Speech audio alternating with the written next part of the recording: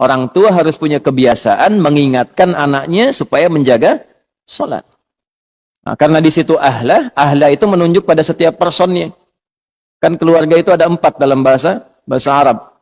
Ya, sholat menurut bahasa doa. Kenapa doa dinamakan dengan sholat? Karena saat berdoa itu kita tersambung kepada Allah.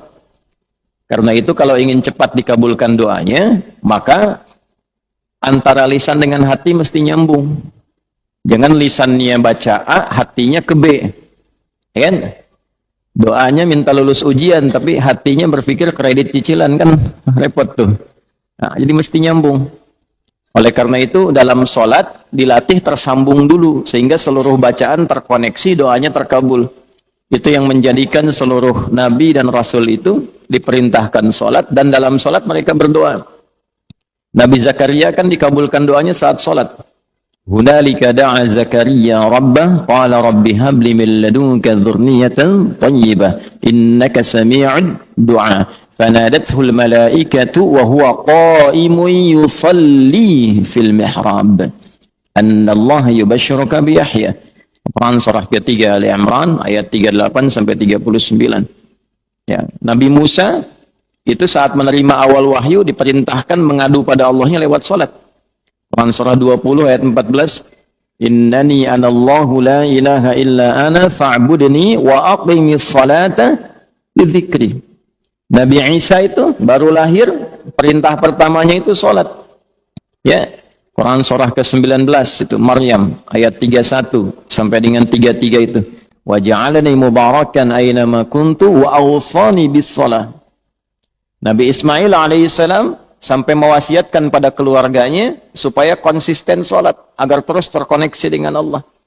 Saya selalu memberikan logika begini, kalau Anda itu punya koneksi dengan pejabat, aksesnya mudah kan? Gitu. Punya koneksi dengan DKM ini aksesnya mudah ke masjid tuh. Ya. Baik. Nah, punya koneksi dengan Allah apa yang sulit bagi Allah? Nah, Nabi Ismail alaihissalam itu mewanti-wanti keluarganya dan meminta, bahkan memerintahkan mereka konsisten menjaga sholat. Itu diabadikan di Al-Quran surah ke-19 Maryam di ayat ke-55. Wa kana ya'muru ahlahu bis-shalah. Dan adalah beliau itu kana kan bisa mengatakan begini di luar Al-Quran. Wa amara ahlah. Tapi karena ada kana di situ bertemu mudhari'. Ya, karena bertemu dengan mudhari maknanya 2. Ya, yang pertama yadullu 'alal 'adah, menunjukkan pada kebiasaan. Jadi Nabi Ismail itu terbiasa meminta keluarganya mengingatkan supaya jaga sholat. Nah, itu bagi orang tua muslim jadi teladan. Orang tua harus punya kebiasaan mengingatkan anaknya supaya menjaga sholat. Nah, karena di situ ahla itu menunjuk pada setiap personnya. Kan keluarga itu ada 4 dalam bahasa Arab. Ya. 1 ailatun, 2 usratun, 3 alun, 4 ahlun. Tuh. Ailatun sifat saling mendukung dari kata aul. Kalau sudah berkeluarga harus saling mendukung, mensupport, mendorong, membantu.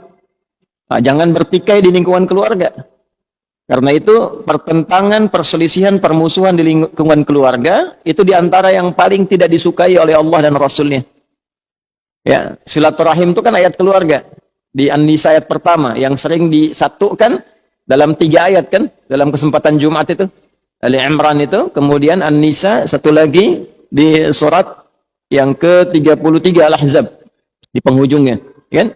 Yang di An-Nisa ayat pertama, ya ayyuhan nasu taqu rabbakumul ladzi khalaqakum min nafsin wahidah wa khalaqa minha zawjaha wa batta minhuma rijalan katsiran wa nisaa wattaqullaha alladzi tasaaluna bihi wal arham.